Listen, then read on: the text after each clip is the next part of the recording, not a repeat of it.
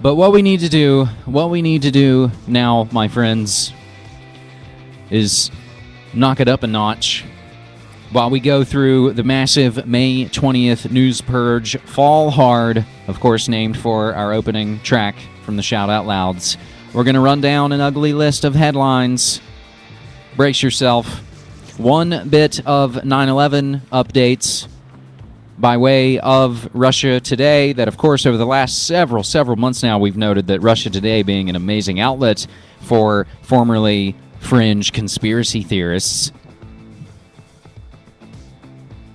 From cover-up to shakedown, 9/11 continues to haunt Americans. The leading authors of the 9/11 Commission report are pushing for more security measures, including a national ID card, with biometrics, of course. But given the history of the investigation, should Americans ask more questions first? Of course we should. We know that they were set up to fail. Keane and Hamilton admitted it. Stonewalled by the Pentagon, by the intelligence agencies. And all the other stories, William Rodriguez, Building 7, destroying the crime scene, the insider trading, the drills, the identification, the whistleblowing of Richard Grove, Indira Singh, J. Michael Springman, Colleen Rowley, all those folks. Again, 9/11 is the blank check that lets them do everything. But we vote some bums in and we vote some bums out. One side goes to sleep, the other side becomes politically awakened. And the two-party, phony, left-right paradigm rolls on. Feds to imprison pot smokers for impaired driving. The feds have unleashed their new national drug control strategy, and you can download the PDF, I think it's 4 megs for you, from whitehousedrugpolicy.gov, wherein it basically seems to allude that if you smoked a joint last week and got in your car this morning, you may be driving impaired.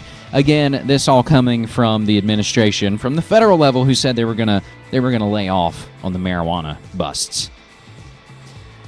In all these examples, and so many more, try not to listen to what they say. Watch what they do. That's the thing. We hear what they say, and that's the stuff that gets trumpeted from the rooftops, but then we don't follow up and see what they do. Like the current frontman, fakes left and moves way right. Another state. Will medical marijuana be legalized in Nebraska? More on that from News Junkie Post. Now, to get into our geopolitics updates, we have a story that I probably coulda, shoulda just put up as its own posting on MediaMonarchy.com. And we're going to get this from Wikinews that sources back to the BBC as well as the Associated Press. Investigation into Polish air crash reveals passengers in cockpit. The investigation into the plane crash that killed Polish President Lech Kaczynski has revealed that passengers were in the cockpit of the crashed plane. According to the head technical commission involved with investigating the crash, Alexei Morozov, the crew of the aircraft had been warned of limited visibility, although it has not been determined whether or not the crew's decision to land had been influenced by the passengers on board. The cause of the crash has not yet been identified, although the possibility of an explosion or a terrorist attack on board the aircraft has been ruled out. Morozov also said that the crew on board the plane had not been properly trained for the flight and had been assembled only a few days before the flight. He said the crew didn't undergo regular simulated training, including the practice of coordination in emergency situations during flights. The overall leader of the investigation, Tatiana Anadina, confirmed that unauthorized people had been in the cockpit near the end of the flight, saying that, quote, in the cockpit there were individuals who were not members of the crew.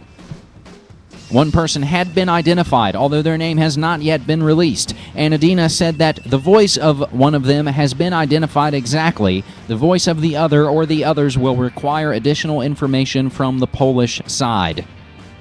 The investigation also found that the aircraft involved had been in normal operating condition. Anadina said that, quote, the engines were working up until the moment the plane collided with the ground. Polish president speaks out against the international gangster banksters and its regime change by plane crash.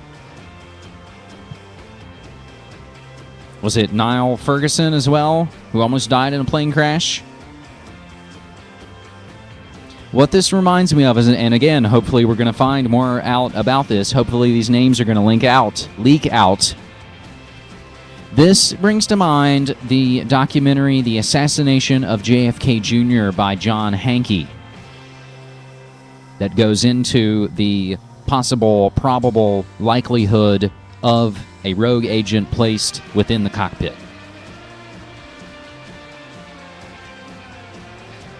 Further down the geopolitical list, my friends, the military slaughter of Thai red shirts intensifies. The skies are scanned for signs of trouble.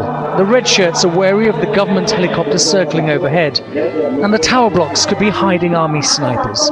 This constant surveillance is an indication of the fear and mistrust that exists between both sides. The government has set up an officially designated live firing zone and called in extra troops. But the protesters knew that already. A number have been killed in some of the bloodiest days of this month-long crisis. And the British Embassy is warning of intense violence over the coming days. They want to arrest our leaders. They accuse us of being terrorists. We have only come to demand democracy, but in their eyes we have become terrorists. The heart of the protest movement is camped at this intersection. The surrounding area is the central shopping district, but for weeks now it's been empty of the usual crowds. The protest has also affected Bangkok's financial district. Explosions and troops here means the city's banks are closed and its financial services have ground to a halt. The army is trying to close in on the protesters, attempting to squeeze them into a smaller and smaller area.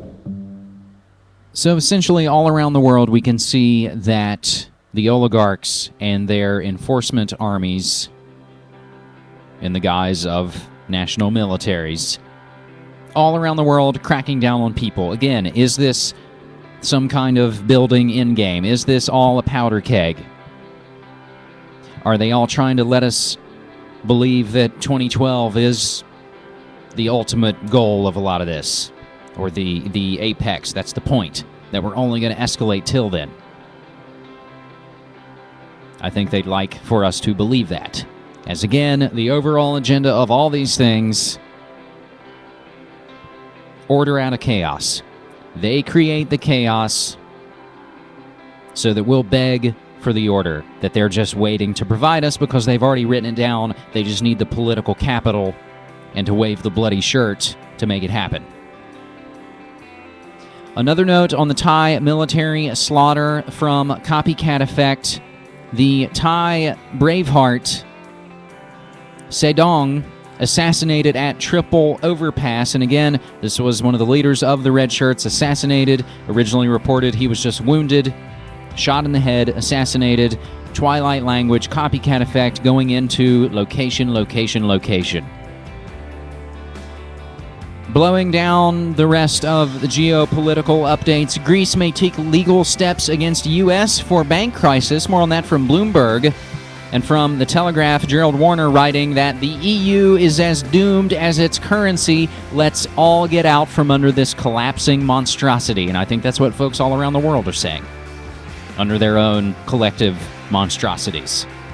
Former presidential candidate missing in Mexico. 2010 Korea safe exercise. Meanwhile, South Korea to blame North for torpedoing warship. That story is still bubbling and playing out.